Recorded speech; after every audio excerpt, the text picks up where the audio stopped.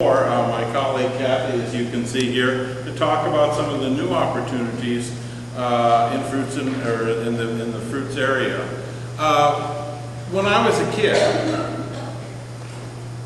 these home fruits was, we had them all the time, and I didn't want them. I only wanted that stuff that came out of the store, because why would I want the stuff that came from at home? Now as I get older, it's why would I want the stuff at the store when I can get this really good tasting stuff that we can have from home? And so it's been a real unique experience as I went through life, and we've also tried with our children to introduce them to some fruits and vegetables, and including unique fruits and vegetables. And that's sort of what we're going to talk about here, is finding some niches. We know all the standard fruits, but what about some of the new stuff that's out there that you maybe haven't experienced or I haven't experienced, etc. And so they're doing work down at the research station, just down the road in Carrington there, looking at some fruits that are not traditional or that we may not have heard of, or that provide some health benefits that we're not able to get with some of the other fruits that we have. Uniquely positioned. The research station is there, as you see it on the map, is fairly uniquely positioned in that they're central in the state, and they also touch a number of the growing regions that our state has here and stuff. And so they've been able over the years to start tapping into some of the opportunities that you might have or you might want to take up on here by contacting Kathy and the Carrington Research and Extension Center down there. They did some things down there to get it started. Cleared out some trees, put some deer fencing up. Of course, those animals always want to come and enjoy the fruits and vegetables before we have a chance to. I don't have deer in my yard, it's smaller animals, but we have to work on those. But anyway, there you see a picture of the site. It's not only fruits and vegetables, but it's also woody plants and trees that they're testing down there. About a third of the 6 acres that they have is fruits and vegetables, or fruits. And the rest of it is given over to other plants and woody trees that they're trying to test. What? For production capacity, for disease, for the ability to take this North Dakota climate. And that's something we all know about there. And we'll talk about some of their processing and some of the methods they're using down there and stuff. So down there they have some research objectives. One is to identify these diverse opportunities that you have for fruits. And it's also to see how well they do in bearing. There was a question this morning of how long does it take before June berries get into production? Well, there's, those first couple years production, but we're talking major production here. And then, so they're doing trials down there, and you can see some of the plants down there. And then it's our desire through Extension to bring that information to you, the consumer, the public out there. What we want to be able to help you figure out is, do they produce well for a large area of the state? What do they taste like? How well do they grow? And they talk about disease. So as the center is doing the weeding, fertilizing, everything else, they try not to do a lot of watering, trying to make it typical of what these plants would experience here in North Dakota. So we do not try to give the plants an artificial sense of the real world out there. So we're trying to, as much as possible. You see they use a lot of wood chips. There's sometimes a question about wood chips. Do you use them? Don't you use them? We found here in North Dakota, and this is from Kathy's information, that wood chips seem to work very well. They don't steal away the nutrients, as sometimes people are afraid of, because we don't have enough moisture typically for them to decompose rapidly. And that's going to take away some of the nitrogen and stuff. So, and then of course through the bearing part of the season, they spend lots of time picking and weighing and measuring and everything else. Some of the data they collect growth rates, vigor, winter hardiness, pest susceptibility, and then of course yield, appearance, flavor, etc. And that, you know, that appearance, do they all have to be perfect? More and more, you know, it's all right. We were at an apple farm yesterday in our state east of us in Minnesota, and that appearance, and we had to buy seconds, and they apologized so profusely. Hey, these are homegrown. These are, good apples that we were ready to go. We were over visiting a daughter that I have over there. We know about some of these fruits that we have on there. Some of them may be names that you're not so familiar with. Obviously, grapes. We've heard a lot about grapes recently. There's a, wine tasting trail that we have here through the state. There's about 13 or 14 other kinds of fruits that we can produce generally across most of the state at a level that might be viable for some level of, I'm going to say commercial production. I mean, use that word small, maybe just for a farmer's market or something. You all probably know that neighbor who has this unique tree that grows here. We don't understand why, but for some reason they've managed to get it to grow, make it to grow, it bears fruit, and we all shake our heads. But we want things that are going to grow regularly. So for apples, I mean, that's one of the biggies that you're all aware of, the Harold Red, the Hazen, the Honeycrisp, the Zesters, the plums, Pipestone, Juanita, Toca, and Pembina. Typical plums that you will find here in the area. But now we want to talk about some of those other ones that you see up there that you're going, what are these? Aronia, high fruit content or high sugar content, high in antioxidants, words that if you listen to any of the health benefit claims, those are big words right there. Very productive. In other trials in Iowa, of course, a different state, different climate, they're getting 30 pounds per bush. Now, we're probably not anticipating seeing that much up here, but, they're a good berry for jelly. They're a good berry for wine. Can be mixed with other juices if you want to. So, you see there, our production hasn't been as high, but it's starting to pick up. We're starting to see that there is some commercial viability to this. And in some areas, and some of the other extension services have went into this in a very big way, New York being one of those, where they have a couple farmers out there with 10 to 11,000 plants, bushes out there that they're using. North Dakota, we have 2 growers who are growing these right now at some level of larger production. And so those are the opportunities. And so we have some experience taking them beyond the research setting out into the field. Well, the Canadian hardy cherry, red fruit, minimal pests. Who was I was talking with earlier this morning was talking that they had to get there and stuff. That was Holly saying, these cherries are excellent. So I have not tasted them, but she was down at the experiment station. There is a field day that they do every year. Time to go down if you want to look at these. And she said, it's time, I need to get some of these. She said they were large, they were tasty, they're not sour as we typically expect up here.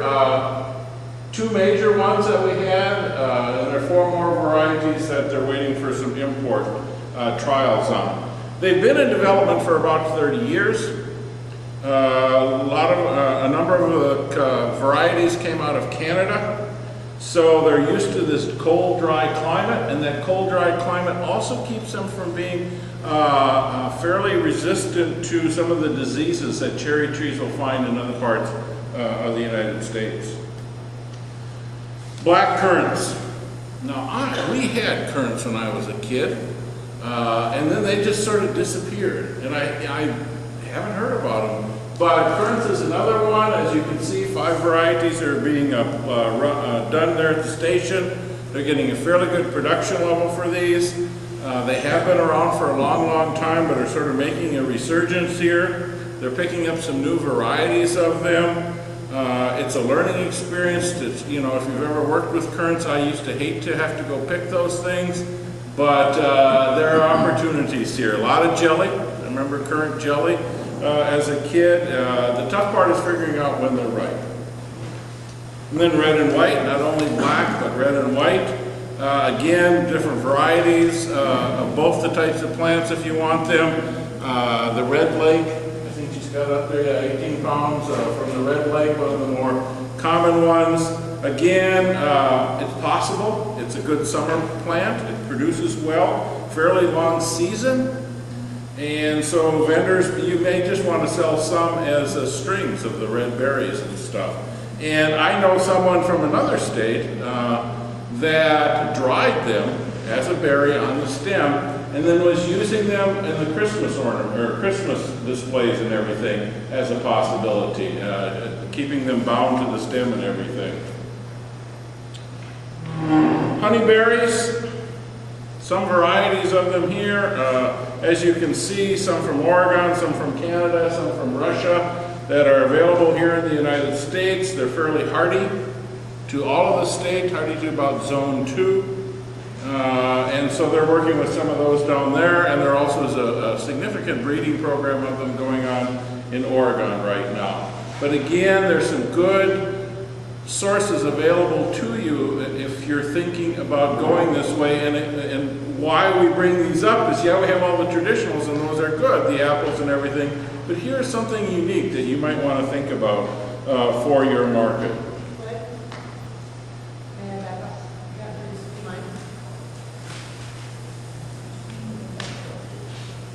The haskap or honeyberry that Lisa was talking about, that's our answer to the blueberry.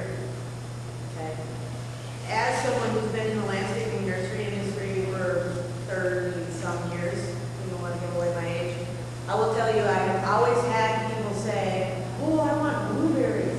And everybody gets the gardening magazines and they see the ads for northern hardy blueberries. You know what, folks? They just don't grow here. Don't waste your money. Don't spend your time. Blueberries do not grow in North Dakota, or they would have been here when the junk cherries came. Okay? We don't have the soil. We don't have the conditions. However, haskaps and honeyberries have the same, a similar look and a very similar flavor to a blueberry. It's going to take a little bit of education of your customers, because when they see a basket of them, they're not going to know what a blueberry is or what a haskap is. But if you tell them it tastes like a blueberry, they will understand that. There's a big potential for this one here. It's very hardy, all the way, as Glenn said, to zone 2. And it takes our soil, our very alkaline, sometimes crappy soil, very well. So don't discount this one just because you don't know what it is. Because I mean, there's big potential for that one. Let me ask you, I want medicinal blueberries are supposed to be great. Not so much medicinal as nutritional. Oh, okay. This has the same nutritional because it has the antioxidants, because it has the darker colored flavonoids, things like that. Nutritionally, it would be very similar to blueberry. Medicinal, Medicinal, blueberry. I don't know. I try and stay out of this one. I'm not a doctor. Well, I'm close, but Okay. no. But I had to ask that because it's a good reading. I've been reading about blueberries a great deal. Question back here. Yeah. Can a person buy plants from these varieties and where, if so? You will see the haskaps and the, I'm sorry. Go ahead. Go You ahead. will see the haskaps and the honeyberries in some of the catalogs. That's why it says available to the United States. If you watch for those varieties that she has listed, those are the ones that they're testing experiences and have been found to be pretty good. Those we can see sometimes in the Germany's catalogs or you know, in the catalogs we get, or in the nurseries. The other thing that you could do to make sure that you have access to some of these specialty fruits is join the North Dakota Grape Growers Association. Their website is www.ndgga.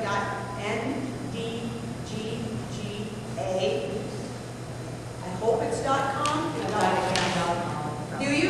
She's got it on their handout. It'll cost you $20, but they, in their emails that they send out, when they're gonna put in an order for the whole state. And you can jump in on that order and maybe order some of these things that you won't find in a regular nursery. Sorry, Glenn. No, that's fine. As I love it when I have knowledgeable colleagues out here to answer some of these questions. I'm sort of feeling my way here. I'm in North Dakota by birth, but I left for a while, like 13 years, and I'm just recently back here in the state and stuff. One of the things we know about this one is that Saskatchewan, or the University of Saskatoon, excuse me, has been asked by Japan, they're doing a lot of trials on this, that Japan sees a market just right now, early on, of 1,800 acres of these. If they were planted, that's sort of the potential size market they see just for Japan alone. So time will tell how well everything comes together. Then, of course, you've talked about this one several times today, June berries. And the Juneberry pie, well-loved, tasty. We know about this fruit. Does have some disease problems. It is slow to start. We talked about all the plantings this morning and stuff.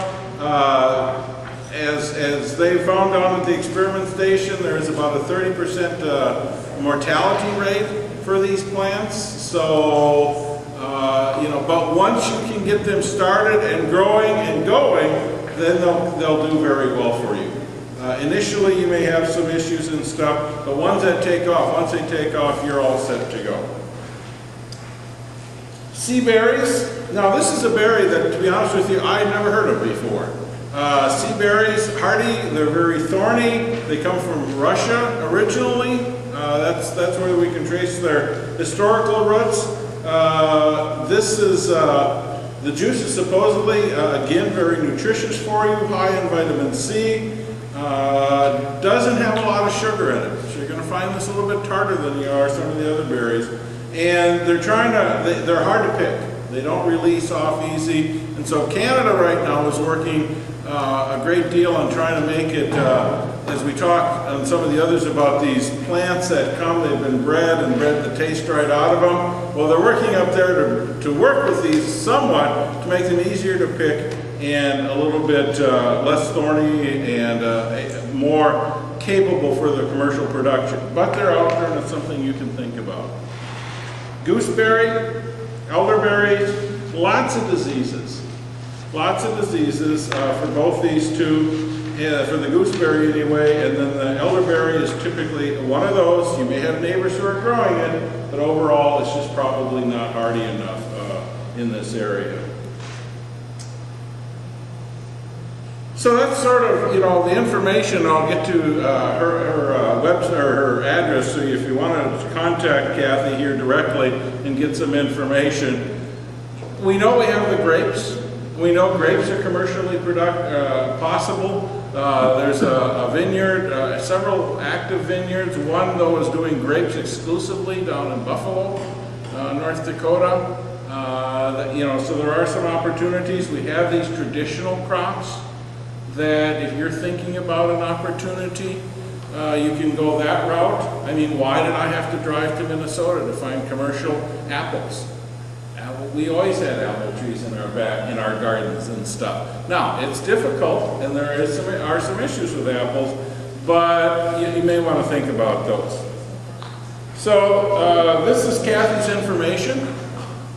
If you have types of questions, another way to find out where can I get those is send her an email or pick up the phone and give her a call, and she said she would be glad to talk to you. My challenge here, because my work is working with micro-enterprises and agribusinesses, is to make you can think about and consider these as opportunities. They're labor intensive. Let's not kid ourselves. If you go down this road and into these markets, they're labor intensive. You don't want acres and acres and acres, but that's the good thing. You don't need a lot of land. You can get out of this what you need from small amounts of property. You don't need a large amount of farmland. I grew up as a farm boy, and so we know what that's about. You also need the passion. You heard our speaker over here, and you'll hear her again, Holly, passion. You can sense it in every word she says. And that's the type of passion you probably have to bring to a number of these opportunities. You also have to think about what you're going to do with it. There is no market necessarily, although we have people around this room today who are helping make markets for you. But that's exactly what you have to think about from the minute you put the plan into the ground, is to make markets. You know, who might be this market for you, who might want this product. You've heard about it at the farmer's market level. Holly talked about that. CSAs, the words have been mentioned, community supported ag, where you buy a share, rent a bush. There's some of this direct. What you have to think about from the minute you put the plan into the ground is to make markets. You know, who might be this market for you, who might want this product. You've heard about it at the farmer's market level. Holly talked about that. CSAs, the words have been mentioned, community supported ag, where you buy a share, rent a bush. There's some of this direct, no or very little processing that goes on. But then you have the next level up where you're going to do some value added, and you just heard about the trailer that the Department of Ag has, is to say, maybe I want to do something else. Yeah, it's extra steps, but you reap the benefit as dollars in your pocket versus letting somebody else take that and do it. Do I want to make jams or jellies? Well, I have. But I really like to go someplace and just buy it. So if it's at my farmer's market or if it's at some available in various ways, I'm going to take advantage of that. You're going to get into that in strange and unique ways. I worked with an asparagus grower. As I said, I came out of Oklahoma, and Lee Henry had lots of asparagus one year, and his primary buyer said, don't want any. So Lee had a lot of asparagus, and what does he do with it? Well, he figured out that you can pickle asparagus. And he then started pickling asparagus so much so that he no longer grows the asparagus. He brings this asparagus out of California. And garlic, he pickles garlic. He always has at any one time, about 3,000 pounds of garlic in the brine being pickled. And so if you've never had pickled garlic, but unique things. And that's some of what we're talking about here today. And where do you sell it? So think about, as you're getting into it, some of those issues of passion. Do you really want to do this? How much do you want to do this? Is there a market out there, etc.? You've heard some of the resources. The farmer's market, Farmers Market Association, wonderful resource. Department of Ag is here. There's been other people. Some of my extension colleagues are in the back here. Local, statewide. So look at some of these. Pride of Dakota is another one that you want to think about. So with that, I'll just sort of put up my slide for information if you need to get in touch with me, and just ask if there's any questions. And I thank you for being attentive and for being here today.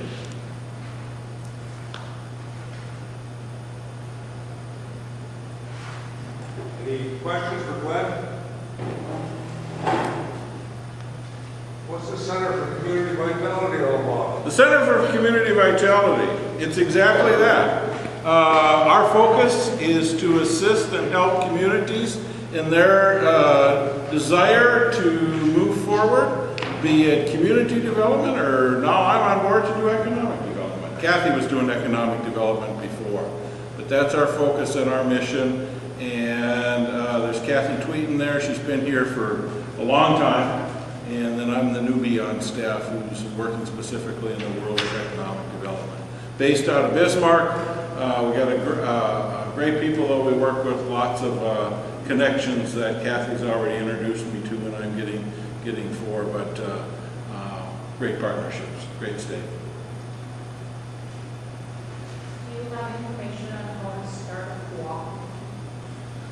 We have a little bit of information. I have a little bit of information. I can give you one of my cards if you want to start a cooperative. On steps to go through that, I can also put you into contact with other people around the country who are doing that specifically and have some more information. So yeah, not with me here today, but I can get some for you. I'll give you my card here when I come back to the table.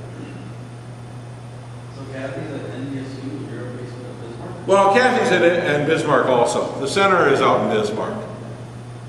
Kathy Sweet. Kathy Tweet. Kathy. Oh, this Kathy's in Carrington.